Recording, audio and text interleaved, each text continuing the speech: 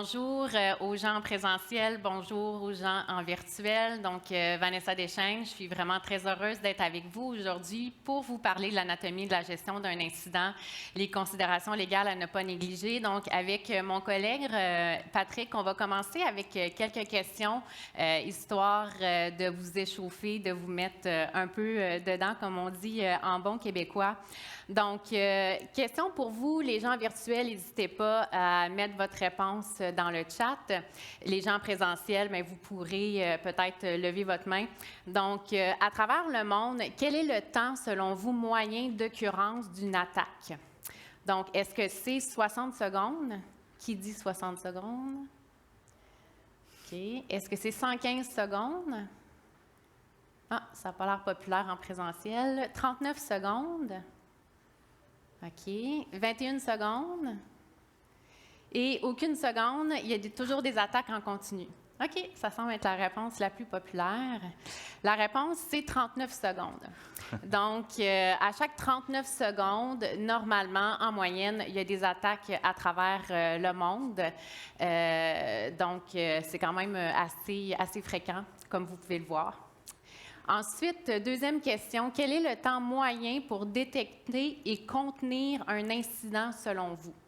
Donc, est-ce que c'est 37 jours, 66 jours, 157 jours, 204 jours ou 279 jours?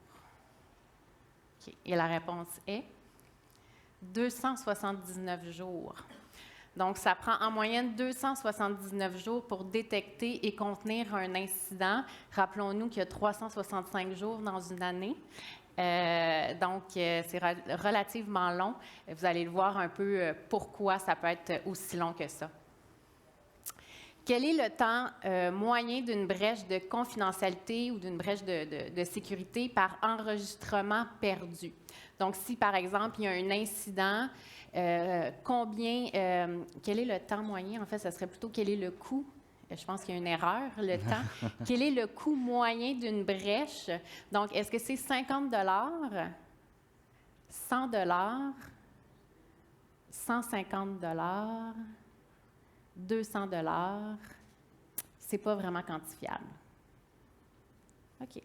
Et la réponse est environ 150 Donc, ce que ça signifie concrètement, c'est s'il y a un incident, par exemple, puis il y a des renseignements personnels ou des renseignements confidentiels, pour être capable d'évaluer un peu le coût d'un incident, on va prendre le nombre de personnes affectées fois 150 Donc, ça peut nous donner un peu, grosso modo, une idée des coûts.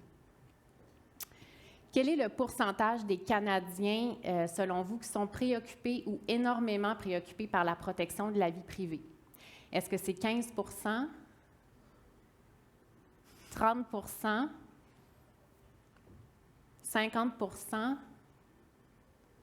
70 ou 80 OK. Fait que dans la salle, en tout cas, ça semble être... on voit un peu de tout. En fait, le vrai chiffre, c'est 51 selon les dernières études. Donc, plus de la moitié des Canadiens se disent préoccupés ou énormément préoccupés par la protection de la vie privée. Donc, c'était notre petit quiz du départ. Donc, de quoi on va vous parler aujourd'hui? Une brève introduction du sujet pour mettre un peu la trame de fond. On va faire une mise en contexte. Donc, la gestion d'un incident, l'anatomie de l'incident, on va la vivre en vous parlant d'un scénario. Ensuite, on va vous parler quelles sont les étapes et les considérations légales lors de la gestion d'un incident. Évidemment, on va conclure avec quelques recommandations. Donc, sans plus tarder, je voulais simplement vous montrer ici le portrait à l'international. Évidemment, on va mettre beaucoup l'accent aujourd'hui sur les aspects légaux en lien avec nos lois québécoises et canadiennes. Mais vous savez sans doute que si vos organisations font affaire à l'international, on le voit ici, là, les dernières statistiques disent que 66 des pays à travers le monde ont des lois qui vont venir gérer soit la protection des renseignements personnels, la sécurité de l'information. Donc, ça fait beaucoup de lois. Les pays qui n'ont pas de loi sont en train d'en adopter. Fait que c'est vraiment une tendance mondiale. Et vous comprendrez que les lois ne sont pas toutes équivalentes. Fait que ça peut devenir un beau casse-tête de venir appliquer tout ça dans le quotidien. Au Canada, de quoi ça a l'air? Je ne vous ferai pas un cours là, de droit juridique 101, mais bon, tout dépendamment des compétences fédérales, provinciales, on va avoir divers types de lois. Et en matière de protection des renseignements personnels, grosso modo, on va avoir plusieurs lois qui vont être applicables au Canada. Donc, normalement, c'est la loi fédérale. Là, je parle du secteur privé. C'est la loi fédérale qui va trouver application, à moins que certaines provinces aient des lois dans le domaine. Donc, à l'heure actuelle, on a le Québec, qui a une loi en matière de protection des renseignements personnels. On a l'Alberta et la Colombie-Britannique. Donc, encore une fois, si vos organisations font affaire de façon pan-canadienne et que l'organisation est au Québec, elle va, oui, devoir respecter les aspects de la loi québécoise, mais aussi les aspects des autres lois canadiennes. Projet de loi 64. On ne peut pas passer à côté. Vous en avez entendu parler, lequel projet de loi a été adopté et sanctionné. On parle parfois de la loi 25, maintenant qu'elle a été adoptée, donc entrée en vigueur, comme je dis souvent, en escalier. Donc, le premier escalier qu'on va franchir, c'est le 22 septembre 2022. Et parmi ces nouvelles exigences-là, il va y avoir les exigences en matière de gestion des incidents. Donc, c'est notamment la raison pour laquelle on est devant vous aujourd'hui. Donc, je cède la parole à Patrick pour vous faire une petite mise en contexte de la situation. Bonjour tout le monde. Alors, on va vous présenter une petite mise en contexte aujourd'hui pour simuler un incident. Ça va être rien de très complexe. On ne sera pas dans une attaque de type Zero Day qui est exploitée ou tout ça. On s'en va vraiment dans une attaque que tout type d'entreprise pourrait vivre au quotidien. Et donc là, on vous a présenté l'entreprise ABC Physio, où on a Alice, qui est la CEO, qui garde les renseignements de ses clients et de ses employés sur son ordinateur. Et Alice décide d'aller se prendre un café au Café Grain sur la rue Saint-Joseph. Moment auquel un acteur malicieux décide de défoncer la fenêtre de sa voiture et de récupérer son ordinateur portable, créant ainsi un incident. Donc, effectivement, pour ceux qui ne sont pas familiers avec le concept d'incident, on parle d'une atteinte à la confidentialité, l'intégrité ou la disponibilité des données. J'imagine que la plupart qui sont ici sont au courant de cette notion-là, mais pour ceux qui ne le savent pas, c'est quand même important. Donc, l'obtention d'un laptop de façon involontaire par un acteur malicieux, ça constitue un incident et c'est un incident qui est assez commun avec d'autres attaques là, de type rançongiciel ou même la fraude de courriel compromis là, ces temps-ci. Donc, c'est la raison pour laquelle on a choisi ce type d'incident-là. Donc, supposons que Alice n'est pas du tout préparée. Au moment de se faire voler son laptop, elle risque de se ramasser dans une situation où elle est prise à l'improvisme total. Donc, elle va soit appeler son beau-frère qui travaille dans le domaine des technologies ou peut-être qu'elle va appeler tout de suite la police, mais elle n'aura pas un plan d'action clair sur les actions à prendre immédiatement suite au vol de l'ordinateur. Et le problème, comme on va le voir plus loin, c'est qu'immédiatement, au moment où il y a un incident de cybersécurité qui se produit, on doit être en mesure de réagir rapidement. Il y a des évaluations qui sont requises en vertu des lois, notamment en vertu de celles qui concernent les renseignements personnels, qui obligent de notifier. On va, un petit peu plus tard dans la présentation, on va vous expliquer les critères. Là, Vanessa va vous faire une belle présentation par rapport à ça plus loin. Mais gardez en tête qu'au moment de l'incident, l'horloge commence à courir. Donc, il faut tout de suite être prêt à réagir. Et oui, c'est beau au niveau pratique d'avoir un plan de réponse aux incidents, mais l'exécution de ce plan de réponse aux incidents-là va aussi avoir un impact sur l'évaluation qui va pouvoir être faite par les tribunaux ou les commissaires à la vie privée par après. Donc, la préparation, c'est 50 de votre succès. Comme vous le savez, les incidents de cybersécurité, ce n'est pas une question de si ça va arriver, c'est une question de quand. Ça peut être une menace externe qui va se manifester ou ça peut être quelque chose à l'interne, un accident même, mais ça va arriver à tous ceux qui sont en entreprise.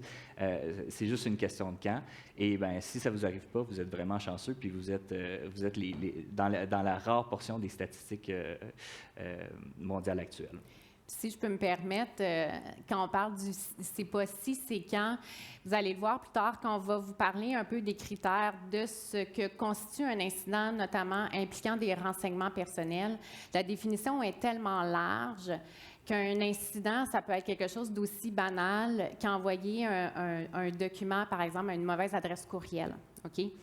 Donc, c'est la raison pour laquelle, à la limite des incidents, je ne veux pas dire qu'on en vit tous à tous les jours, mais il y en a plus que l'on pense au sein de nos organisations. C'est juste qu'étant donné qu'on ne s'est pas préparé sur quels sont les critères et qu'est-ce que c'est, souvent, bien, on ne les adresse même pas. Donc, ça va faire partie aussi des éléments là, dont on va parler avec vous aujourd'hui. Donc, au niveau de l'approche, il y a diverses approches. Il y a des approches plus en lien avec les modèles que vous connaissez peut-être au niveau de la sécurité de l'information, des modèles comme les ISO, les NIST de ce monde. Dans les modèles plus en lien avec la protection des renseignements personnels, ce qu'on voit souvent là, comme étape, c'est ce que vous voyez sur votre écran. Donc, évidemment, toute la notion de préparation, on va y venir dans quelques instants. Donc, on doit se préparer. Si malheureusement il y a un incident qui arrive, on va le voir, on va devoir contenir et mitiger. Ensuite, on va évaluer notre incident, qu'est-ce qui se passe, etc., quelles sont nos obligations légales. On va peut-être devoir notifier si on rentre dans les critères et éventuellement, on va vouloir faire un post-mortem pour prévenir de nouveaux incidents. Donc, c'est un peu le cycle, je vous dirais, un peu plus légal de la chose. Super, bien, merci Vanessa. Puis concernant l'aspect plus cybersécurité, bien, il y en a plusieurs d'entre vous qui êtes familiers avec les frameworks du NIST, là. Donc, je ne ferai pas la répétition de toutes les étapes qui sont importantes, mais on voit que c'est assez similaire aussi côté cyber quand on se prépare pour un incident au niveau technique. Bien, souvent, c'est un cycle très similaire qui va s'appliquer. Et si on va creuser un petit peu plus loin dans les différents modèles du NIST, bien, on peut aller voir des schémas qui vont expliquer plus précisément les étapes à prendre ou à suivre dans le cas d'un incident de cybersécurité. Comme on peut voir, par exemple, au centre, là, où on a l'étape de préparation, l'étape d'analyse et de détection, l'étape de contenir et de radier et de reprendre les activités, et finalement, l'étape post-mortem où on fait une analyse là, suivant l'incident sur les leçons apprises. Donc, on va passer un peu au travers les étapes, puis on va vous amener sur chaque étape les considérations juridiques. Donc, on va parler des étapes que vous connaissez déjà, mais on va dire, bon, bien, quelles sont les considérations légales qu'il faut garder en tête à ces moments-là. Donc, dans la préparation, c'est un élément très important parce que quand un tribunal va venir se prononcer sur est-ce que l'entreprise a été diligente ou non, est-ce qu'elle a appliqué les mesures raisonnables, bien, on va considérer ce qui a été fait dans le cadre de la préparation. Donc, comme vous le savez, dans une préparation efficace, on va avoir l'identification et la gestion des risques qui concernent la cybersécurité. Ça veut dire, bon, à partir des actifs que vous avez dans votre entreprise, bien, quels sont les principaux risques et comment vous allez prioriser. En matière de protection des renseignements personnels, bien, on va se questionner, bon, quels renseignements personnels on a au sein de l'entreprise? Des renseignements personnels, ça peut être des renseignements personnels de clients, comme par exemple Alice avait sur son ordinateur des renseignements de certains de ses clients, mais ça peut aussi être des renseignements d'employés. Souvent, ça va être un volet oublié. Les gens vont dire, ben moi, des renseignements personnels, j'en ai pas. Bien, tout ce que vous avez sur votre laptop qui concerne vos employés, c'est des renseignements, et donc ça doit être priorisé dans votre préparation aux incidents. Ensuite de ça, bon, il y a toute la désignation des rôles au sein de l'entreprise qui est très importante. Bien, il faut avoir des gens qui sont responsables, qui peuvent répondre des actions qui sont prises de l'entreprise dans les moments d'incident. Et ça, souvent, ça va se faire par des mécanismes officiels de nomination dans des politiques ou procédures où, par exemple, le CA pourrait être impliqué puis approuver les différentes nominations. Et finalement, bon, il y a l'implémentation et le déploiement des mesures de sécurité. Et ça, c'est même exigé par les lois qu'on a tant au Québec que dans les autres provinces ainsi qu'au fédéral. Donc, les lois exigent des mesures de sécurité pour la protection des renseignements personnels, mais on ne va jamais dans les lois venir préciser exactement ce qu'il faut faire. Donc, comme professionnel de la cybersécurité, ce que vous devez faire, c'est vous tenir au courant des meilleures pratiques et l'évaluation du tribunal et des commissaires va toujours se faire dans le temps en vertu là, des règles de l'art, si je peux me permettre. Donc, une mesure qui pourrait être évaluée, par exemple, il y a 2 ans dans le cadre d'une décision, bien aujourd'hui, si par exemple un algorithme cryptographique est désuet, bien, l'application de cet algorithme-là pour chiffrer, par exemple, vos renseignements personnels il y a 2 ans, bien, en date d'aujourd'hui, le tribunal, il va peut-être regarder et dire « Ouais, mais sauf que votre expertise, la partie adverse amène une expertise qui dit que ça, c'est désuet, donc vous n'êtes plus à jour. » Donc, c'est un processus en continu. L'obtention de la couverture d'assurance adaptée, c'est très important. Donc, assurez-vous que vos risques en fonction de vos actifs sont soit mitigés ou sont acceptés ou assurés. Donc, c'est assez évident, mais il faut s'assurer dans la négociation de sa couverture d'assurance de bien mettre en valeur les mesures qui sont déjà déployées dans l'entreprise. Peut-être que ça va vous permettre de réduire votre prime. Aussi, considérant les assurances, c'est possible que dans le cas d'un incident, vos assureurs vous demandent de faire affaire avec un cabinet d'avocats en particulier. Donc, ça peut être important de bien comprendre les processus à suivre dans le cas d'un incident qui se trouve dans sa police d'assurance. Si je peux me permettre un complément d'information, au niveau de la cyberassurance que vient de mentionner Patrick, c'est vraiment important au niveau de votre préparation. Puis si vous ne le savez pas, normalement, si vous appelez votre avocat, le premier réflexe que votre avocat devrait avoir, c'est de vous poser la question à savoir si vous avez une cyberassurance. Pourquoi? Parce qu'il va lui-même vouloir s'assurer qu'il va pouvoir agir en votre nom. Donc, comme l'a mentionné Patrick, il y a certaines assurances qui vont exiger que vous fassiez affaire avec un cabinet en particulier ou avec une liste de cabinets. Puis c'est la même chose pour les autres experts. Donc, si on a besoin d'avoir des experts en forensique, par exemple, ou d'autres types d'experts, ça se peut que votre assurance cyber-risque exige là, que ça soit parmi une certaine liste. Donc, c'est toujours bon les gens qui vont être dans l'arène de cette gestion des incidents-là, qui aient accès à cette information-là. Merci, Vanessa. Donc, dans les autres étapes qu'on peut prendre dans une bonne préparation, bien, il y a la sensibilisation et la formation des employés et la mise à l'épreuve de nos politiques, procédures, plans de réponse aux incidents et autres. Donc, dans le plan de réponse aux incidents, rapidement, bien, on veut déterminer, on veut avoir un plan à l'avance, on va savoir qui fait quoi et quand. Puis l'autre élément important de se souvenir, ça va être quoi les canaux de communication qu'on va utiliser dans le cadre d'un incident. Donc, souvent, on va vouloir faire appel, par exemple, à un avocat dans un contexte d'incident parce qu'on va vouloir couvrir certaines conversations ou certaines communications avec le secret professionnel. Il faut faire attention si on a un conseiller juridique à l'interne de son entreprise. Souvent, le conseiller juridique interne va être appelé aussi à donner des conseils plus stratégiques.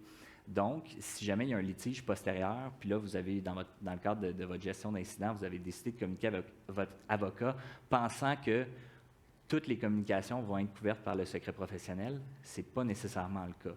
Donc, il faut toujours se poser la question d'un point de vue juridique, est-ce que la communication elle-même, elle est couverte par le secret professionnel? Et ça va être votre avocat qui va être mieux placé pour vous le dire. Donc, ça peut être très intéressant d'impliquer un avocat dès le début des procédures, mais ça revient à la discrétion de l'entreprise. Le plan de gestion des incidents vous appartient. Puis aussi, dans tout ce qui est le volet préparation, n'oubliez pas qu'il y a des entreprises de cybersécurité qui se spécialisent là-dedans. Nous, notre expertise est au niveau légal, mais pour votre maturité de cybersécurité, il y a beaucoup d'experts qui peuvent vous assister avec ça. Donc, les considérations légales derrière une bonne préparation. Donc, il y a les exigences contenues dans les lois, certaines qu'on a discutées plus tôt en ce qui concerne la protection des renseignements personnels, mais il existe aussi des exigences sectorielles, par exemple dans le milieu financier, où, par exemple, il y a des obligations de notification additionnelles qui se retrouvent. Donc, il y a aussi le secteur maritime. Donc, assurez-vous que dans votre secteur d'activité, vous n'êtes pas couvert par une loi particulière qui vous oblige de notifier en plus des renseignements personnels. Ça serait la première considération à garder en tête. Ensuite de ça, il y a toute la question de vos contrats. Vous avez sûrement déjà entendu parler du RGPD. Souvent, il va y avoir des data processing addendum, mais vous allez aussi avoir des ententes avec, par exemple, des tiers fournisseurs et tout ça. Bien, vous allez avoir des clauses qui concernent la cybersécurité là-dedans. Vous pouvez avoir aussi des clauses qui vous forceront à avoir, par exemple, des audits à la discrétion de la personne avec qui vous avez contracté. Donc, dans la considération de la préparation, gardez un œil sur vos contrats, allez lire vos clauses, faites-vous un inventaire de vos exigences, puis à partir de là, vous allez être en mesure de planifier adéquatement. Ensuite de ça, la diligence raisonnable. Je ne sais pas s'il y en a dans la salle qui ont déjà eu à vendre une entreprise, mais dans le processus d'une vente d'entreprise, tout est scruté très attentivement. Et la cybersécurité n'en fait pas exception. Puis la protection des renseignements personnels aussi, on le voit de plus en plus. Là, dans le cadre d'une transaction, tu as une checklist de choses à regarder. Puis maintenant, la cybersécurité en fait partie, puis la protection des renseignements personnels aussi. Donc, si vous n'avez pas eu une gestion adéquate ou une maturité adéquate tout au long de vos processus d'affaires, bien, vous pourriez vous ramasser à penser que votre entreprise va valoir un certain montant, mais que finalement, bon, elle pourrait être dévaluée en fonction du fait que vous n'avez pas en place les mesures adéquates là, selon les bonnes pratiques. Puis on va y revenir un peu plus tard là, quand on va vous parler de la notion de registre. Les lois nous exigent de tenir un registre des incidents. Donc, ça aussi, potentiellement, ça va pouvoir avoir un effet dans des cas de fusion, acquisition, vente, parce que ça risque d'être des documents qui vont être de plus en plus demandés par de futurs acheteurs. Donc, on y reviendra, mais il faut garder ça en tête aussi. Super. Bien, merci, Vanessa. En ce qui concerne peut-être d'autres obligations, il y a l'imputabilité du conseil d'administration. Bien, au niveau de la loi fédérale, on parle de plus en plus d'obligations de fiduciaires en ce qui concerne les administrateurs d'une société. Donc, à garder en tête que les administrateurs doivent agir dans le meilleur intérêt de la société. De la société en parlant de l'entreprise. Là. Et donc, les décisions qui sont prises au moment, par exemple, de la gestion d'un incident ou de la préparation en cybersécurité, ça doit être des décisions qui prennent en considération les différents volets de l'entreprise et les différents, les différentes parties prenantes. Ça pourrait être, par exemple, vous devez, par exemple, considérer l'impact que ça va avoir sur vos créanciers, l'impact sur les actionnaires et autres. Finalement, bon, il peut y avoir des litiges qui vont s'en suivre sur le caractère raisonnable des mesures qui ont été prises. Ça peut être des litiges, des actions collectives qui concernent la vie privée. On en voit de plus en plus. Sinon, bon, ça peut aussi être des actions qui sont prises contre les dirigeants. Là, comme je discutais, il y a une action dans l'État de New York un juge a refusé de rejeter l'action qui était une action oblique qui était orientée vers des administrateurs de la société. Et donc, on pourrait s'attendre à avoir des choses similaires éventuellement au Canada et même au Québec. Finalement, bon, il peut y avoir des enquêtes par des tiers. Par exemple, les commissaires à la vie privée et autres, ou des sanctions pénales et administratives qu'on a vu que dans le projet de loi 64, ça peut aller jusqu'à 4 % du chiffre d'affaires de l'entreprise. Donc, ça peut être très, très salé. Et donc, c'est très important de se préparer adéquatement.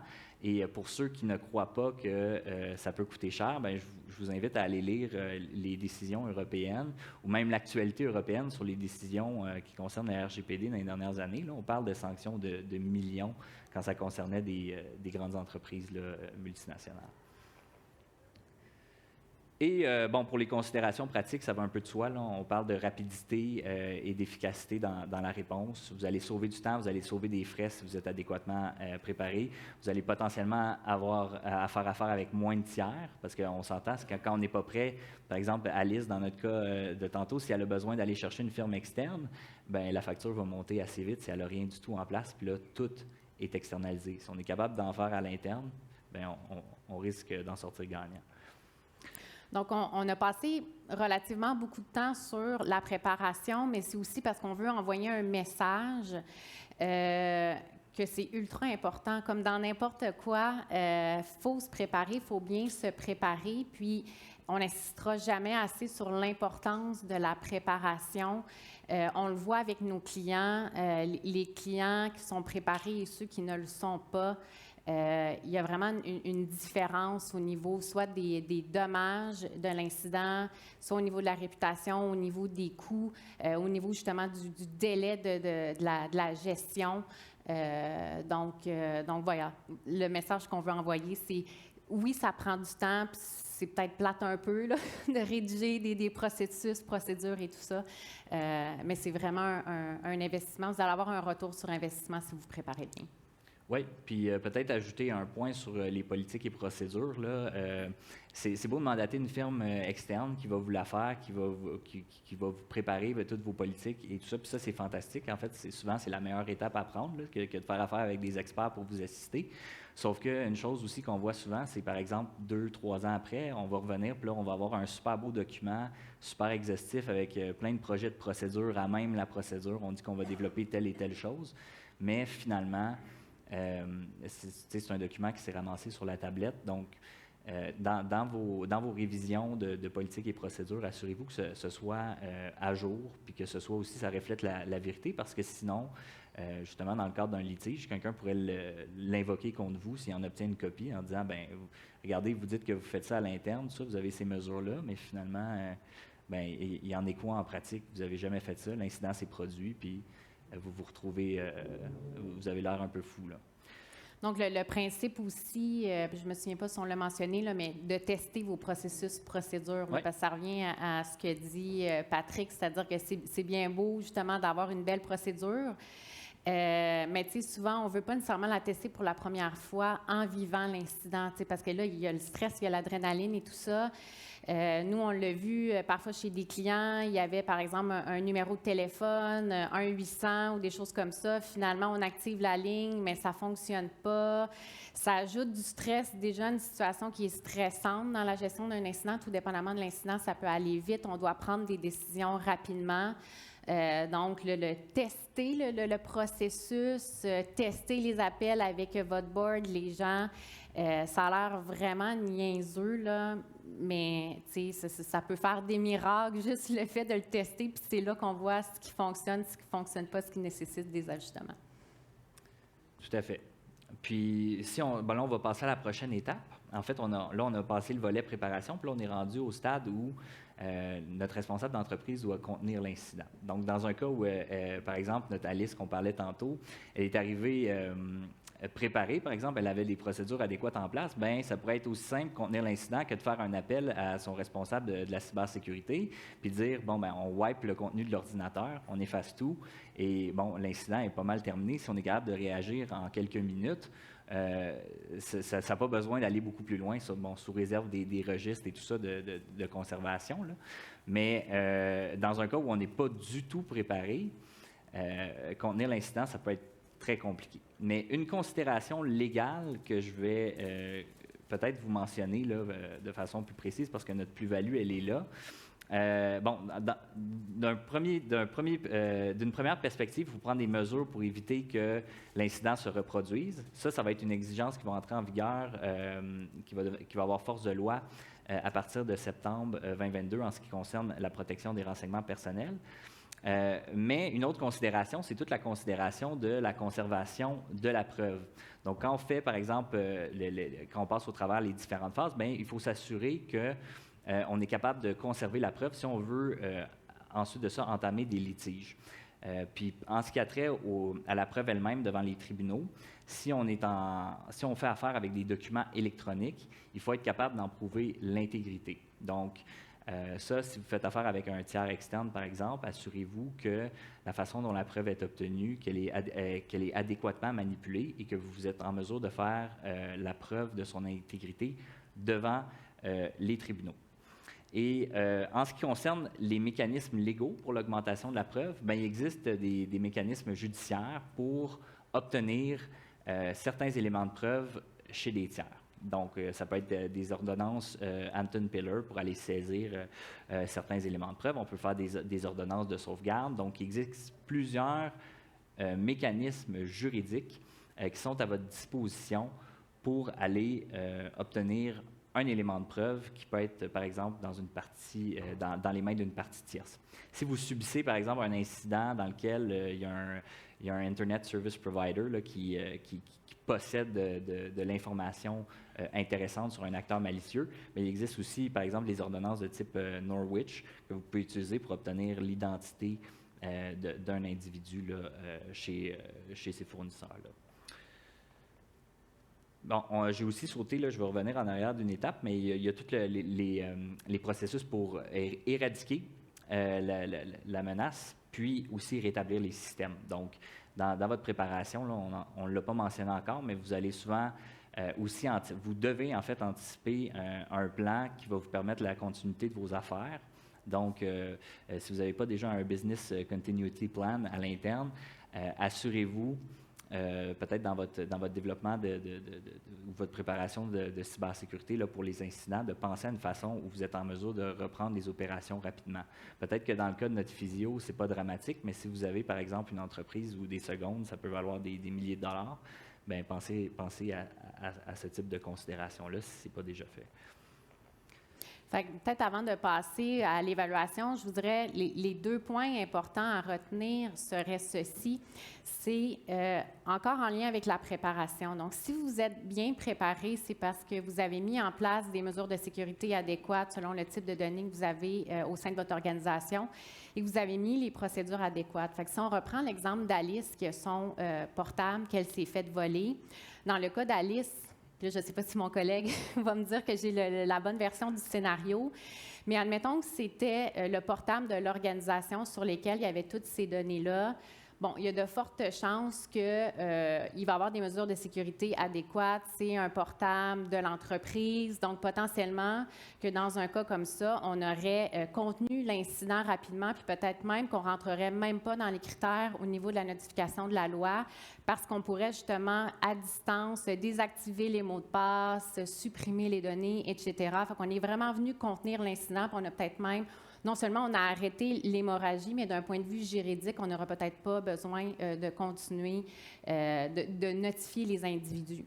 Donc ça, c'est vraiment au niveau de la préparation. Puis, si je reprends mon exemple, puis que j'ai aussi une bonne politique, vous avez peut-être entendu parler des politiques BYOD, Bring Your Own Device, donc les fameuses politiques qui viennent encadrer l'utilisation des appareils mobiles de nos employés.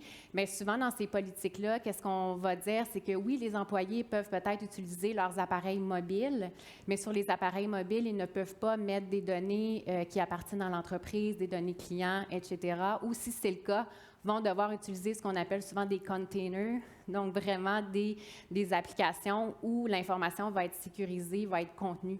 Donc, encore une fois, si on s'est bien préparé, puis qu'un incident comme ça arrive, on peut contenir rapidement, on peut arrêter l'hémorragie et, ben voilà, tout le monde est content. Super. Au niveau de l'évaluation, Vanessa, je te laisse prendre le relais en ce qui concerne le volet plus renseignement personnel. Oui, exact. Donc, on vous parle beaucoup de données en général. Le volet renseignement personnel, c'est le volet dont on vous a parlé avec les nouvelles entrées en vigueur au Québec, des obligations de notification. Quand on parle de préparation, c'est aussi s'assurer qu'au sein de l'organisation, on sait c'est quoi un renseignement personnel. Puis ça a l'air simple, mais quand on commence à parler avec nos clients, mais on se rend compte que c'est peut-être pas si simple que ça, parce que la définition de renseignement personnel, elle est vraiment large et elle est contextuelle. Donc, souvent, les gens nous demandent « Ah, ben Vanessa, peux-tu me donner comme une liste d'épicerie, là? Dis-moi, c'est quoi un renseignement personnel? » Bien, oui, il y a des renseignements qui, de par leur usage, de par la façon dont on les utilise dans notre quotidien, on sait que c'est des renseignements personnels, mais il y a des renseignements qui, selon le contexte, pourront ou non être des renseignements personnels. Donc, souvent, c'est la portion parfois qui devient difficile lorsque l'on gère un incident et qu'on est rendu à évaluer quelle est l'étape d'un point de vue légal. Parce que si on n'est pas bien préparé, si les gens qui vont gérer l'incident ne connaissent pas bien qu'est-ce qui est un renseignement personnel, bien, c'est là où on peut passer à côté de certaines choses. Pour vous rassurer, les commissaires à la vie privée, les lois disent vous pouvez avoir des sanctions si vous avez, puis on va arriver avec la notification dans quelques instants, mais si vous avez sciemment pas notifié, par exemple. OK? Fait que le mot sciemment ici est super important parce que on ne vous le souhaite pas, mais ça se peut peut-être que vous vous trompiez dans votre évaluation des critères et tout ça. Mais ce qui va être, vous allez vous faire taper sur les doigts, oui, parce qu'il y a quelqu'un qui va vous dire éventuellement, ton analyse n'est peut-être pas tout à fait correcte, mais vous n'aurez pas nécessairement une amende parce que c'était potentiellement, en tout cas, on le souhaite, c'était pas volontaire parce que ça n'a pas été fait sciemment. Donc, un élément qui est important à toujours garder en tête lorsque vous faites votre évaluation, c'est idéalement de venir, je vous dirais, mettre par écrit quelle est la logique. Fait que souvent, on va le voir dans vos plans de réponse aux incidents. Le volet légal devrait également décrit, c'est-à-dire quelles sont les questions que je me pose pour en venir à la conclusion que oui ou non, il y a des renseignements personnels et que oui ou non, je dois notifier à un individu, à un commissaire, etc. Donc, en mettant un peu par écrit cette analyse-là, évidemment, un avocat va vous conseiller sur peut-être quoi écrire ou ne pas écrire ou comment l'écrire ou ne pas l'écrire. Mais en mettant ça par écrit, ça vous permet aussi éventuellement de venir démontrer que c'est pas sciemment que j'ai pas par exemple notifié quelqu'un, c'est parce que selon mon analyse, j'en suis venue à la conclusion que je devais pas par exemple notifier. Donc, je reviens à mes renseignements personnels. C'est quoi un renseignement personnel? Comme je vous l'ai dit, la définition, elle est large. Essentiellement, c'est un renseignement qui concerne une personne physique et qui permet de l'identifier. Ici, on vous a mis un gros point d'exclamation. Comme Patrick l'a mentionné, on pense souvent aux renseignements de nos clients. C'est sûr que d'un point de vue risque réputationnel, c'est souvent le premier réflexe que l'on a, mais n'oubliez pas que la définition de renseignement personnel, elle est large et elle inclut aussi les renseignements de vos employés. Donc, s'il y a un incident avec les renseignements de vos employés, il faut les traiter de la même façon que si c'était les renseignements personnels de vos clients.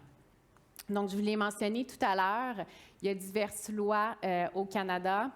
Donc, les lois qui exigent une notification lorsque certains critères sont rencontrés. Il y a la loi de l'Alberta. Pour l'instant, en Colombie-Britannique, ça n'existe pas. Sachez toutefois que la loi devrait éventuellement passer par un processus similaire à ce que l'on vient vivre au Québec. Donc, la loi sera modifiée et, évidemment, la Colombie-Britannique aura fort possiblement aussi une exigence de notification. Le fédéral, donc toutes les provinces qui sont assujetties à la loi fédérale ont une obligation de notifier. Et maintenant, à partir de septembre cette année, on aura une obligation similaire au Québec. Peut-être, si tu me permets d'ajouter, Oui. Vanessa, là, si vous avez des contrats en Europe aussi ou qui concernent des données d'Européens, là, on s'est surtout concentré sur le volet canadien dans le cadre de cette présentation-là, mais sachez que le portrait législatif mondial est en constante évolution. La notion de renseignement personnel peut varier d'une juridiction à l'autre. Ça se ressemble, mais il peut y avoir des nuances différentes. Et donc, il faut être sensible à ce portrait législatif constamment changeant et sachant bien vous devez savoir dans votre entreprise, les données des personnes, ils proviennent d'où? Les personnes sont où? Puis les données que j'ai, c'est quoi les juridictions qui sont en cause? Là, on parle du Canada, mais gardez ça en tête parce que si jamais vous subissez un incident, bien, rapidement, vous allez devoir savoir les données proviennent d'où, s'il y a des renseignements personnels en cause, et savoir qui notifie. Les États-Unis sont en train de créer un casse-tête là, juridique parce qu'ils sont en train de développer plusieurs lois différentes qui concernent la protection des renseignements personnels. Donc, si vous avez des activités aux États-Unis et vous subissez une brèche de données là, qui peut valoir notification au Attorney General, bien, sachez que vous pourriez vous retrouver là, dans un casse-tête juridique si vous n'êtes pas adéquatement préparé. Fait que je retourne rapidement en arrière. On a un incident. C'est quoi la première chose que l'on fait? C'est qu'on réagit. Hein? On veut contenir notre incident. On veut stopper l'hémorragie pour contrôler la situation. Une fois qu'on a relativement contrôlé la situation, qu'est-ce qu'on fait? Qu'est-ce qu'on se pose comme question? C'est OK, quelles sont les données en jeu? Quelles sont les données qui ont été volées, hackées, etc. Et parmi ces données-là, si on prend l'exemple des renseignements personnels, on va dire justement, est-ce que j'ai des renseignements personnels? Si oui, où se situent ces individus-là? Et selon l'endroit où se situent les individus, on va pouvoir rattacher ça à une loi en particulier et aux critères qui vont en découler. Donc, si on regarde un peu le portrait au Canada, on a mis le mot là, atteinte à la vie privée, incident de confidentialité, atteinte aux mesures de sécurité. Ce sont tous des mots utilisés dans les lois pour dire à peu près la même affaire. Là. On parle d'un incident de sécurité impliquant des renseignements personnels. Donc, c'est quoi un incident qui implique des renseignements personnels? Si on regarde la loi québécoise, on dit que c'est l'accès, l'utilisation ou la communication non autorisée par la loi à un renseignement personnel, la perte d'un renseignement personnel ou toute autre atteinte à la protection d'un tel renseignement personnel. Donc, si le renseignement n'a pas été adéquatement sécurisé, si un employé a accédé à une base de données qu'il ne devait pas accéder, par exemple, ça va être considéré comme un incident. En Alberta, c'est relativement la même chose. Vous voyez le mot « utilisation » qui est souligné. À partir de septembre, le Québec sera la seule juridiction, puis si je ne me trompe pas, même si on compare avec le RGPD, à dire que l'utilisation non autorisée constitue un incident. Comment ça va être interprété? L'avenir nous le dira. La Commission d'accès à l'information semble dire qu'ils veulent agir en cohésion avec le reste des provinces. Donc, est-ce que malgré le fait que le terme « utilisation » est dans la loi, ça va être interprété de façon différente? Je veux dire, j'ai pas de boule de cristal, on le verra, mais sachez que c'est une distinction ici importante avec le Québec puis qui pourrait aussi avoir des impacts importants. Donc, dans notre contexte avec Alice, on vous a dit qu'il y avait des renseignements d'employés, des renseignements de clients. Donc, on a contenu l'incident, on fait notre analyse, on dit, OK, sur le portable d'Alice, s'il y avait des renseignements d'employés, il y avait des renseignements de clients. Donc, j'ai des renseignements personnels, je sais que j'ai des renseignements personnels. Ensuite, se pose la question, maintenant que je sais que j'ai des renseignements personnels, est-ce que je dois notifier ou pas? Est-ce que je dois notifier les individus? Est-ce que je dois notifier les commissaires à la vie privée? Est-ce que je dois notifier d'autres entreprises? Donc, c'est ce qu'on va faire dans notre évaluation. Quels sont les critères? Dans le fond, on va devoir notifier si, puis là, je vous ai mis, selon les différentes lois, on doit notifier si on a ce qu'on appelle un risque réel de préjudice grave. Ça, c'est le vocable utilisé au fédéral et en Alberta. On va devoir notifier dès que possible. Au Québec, on va utiliser plutôt le vocable risque de préjudice sérieux. Qu'est-ce que ça mange en hiver? Un risque de préjudice grave ou un risque de préjudice sérieux.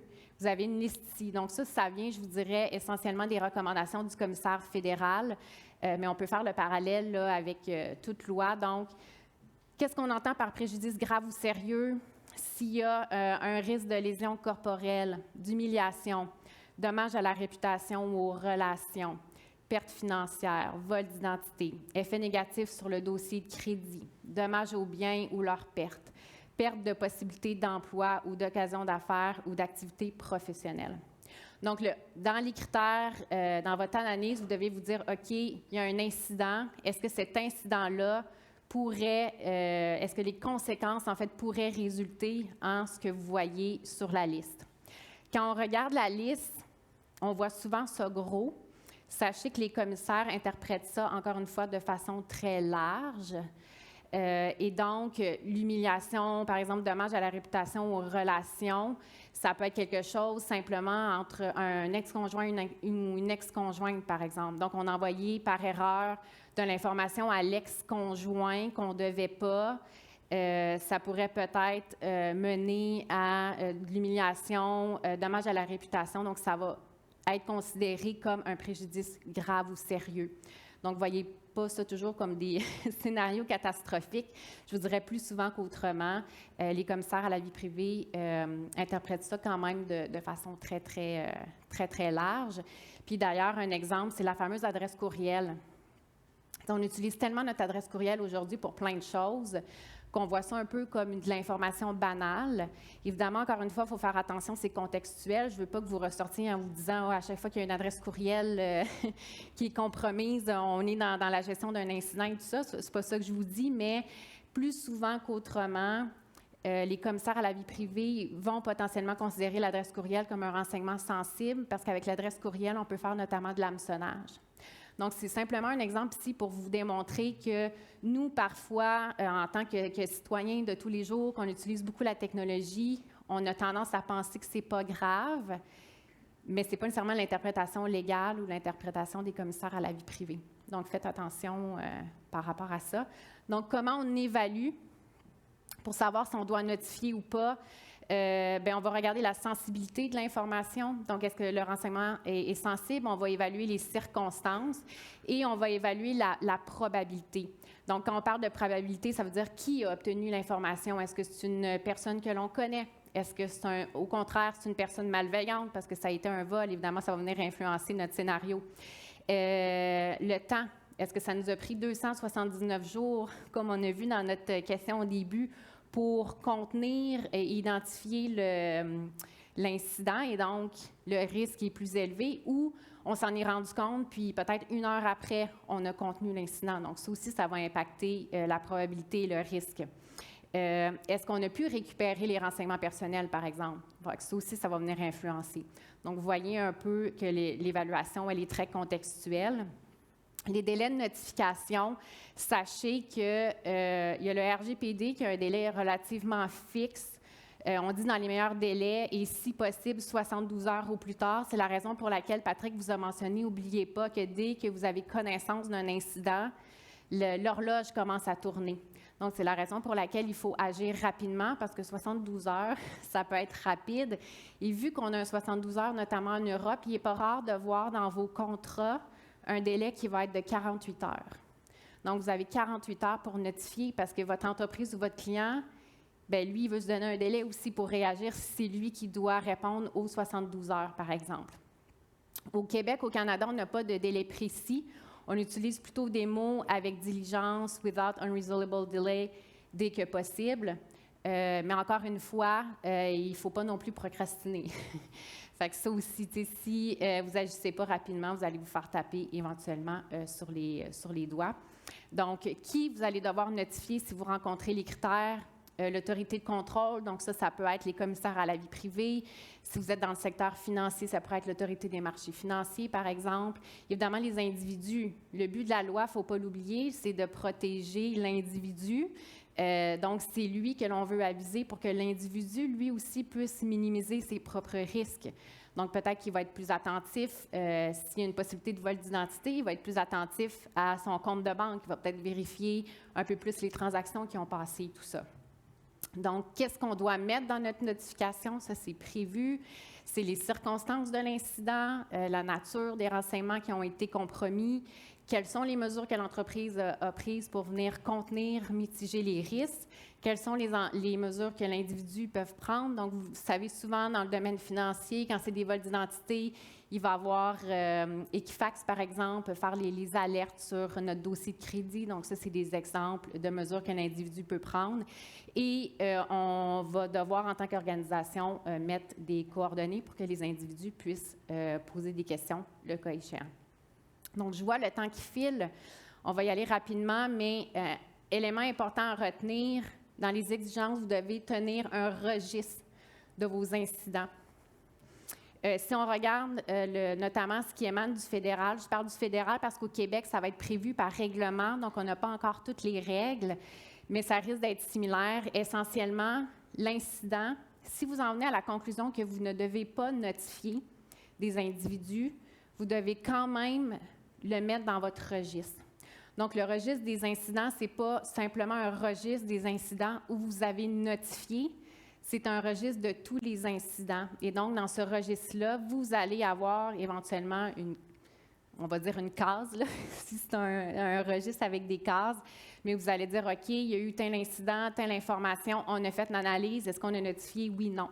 Fait que c'est important que même les incidents qui n'ont pas été notifiés doivent faire partie de votre registre.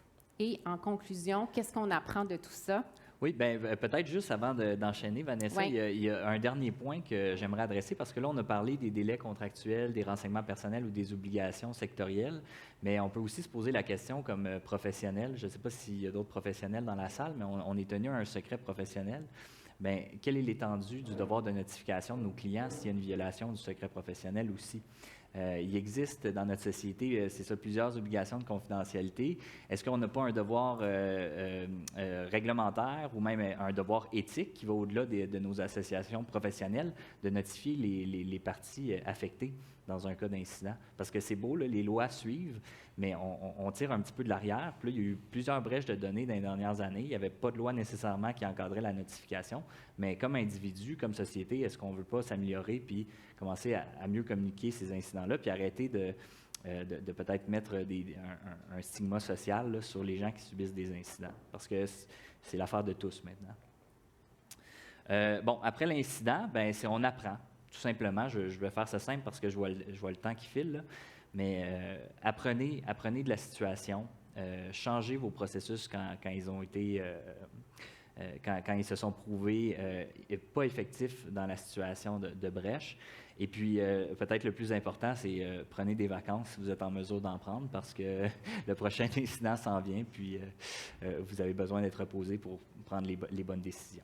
Bon, on fait des blagues par rapport à ça, là, mais peut-être les gens qui travaillent justement dans le domaine de la sécurité de l'information, il y a eu beaucoup d'études là, qui sont sorties justement, bon, dans la pandémie, on a vu une recrudescence des incidents. Gérer un incident, évidemment, tout dépendamment de l'incident, là, on est sur l'adrénaline, c'est vraiment de la gestion du stress, comme on l'a mentionné, et les gens qui sont dans cette arène-là, ça vient tirer du jus, ça vient tirer de l'énergie. Fait que si vous êtes gestionnaire de ces équipes-là, c'est important aussi d'être à l'écoute. Puis ces gens-là ont justement, comme le mentionné Patrick, ont besoin de vacances ou de repos. Donc, c'est déjà important, donc il faut en prendre soin. Bien, ça va conclure sur ces belles paroles de l'importance de l'équipe. Bien, merci de votre attention. Merci Secure de nous avoir accueillis, puis je vous souhaite une bonne journée. Merci.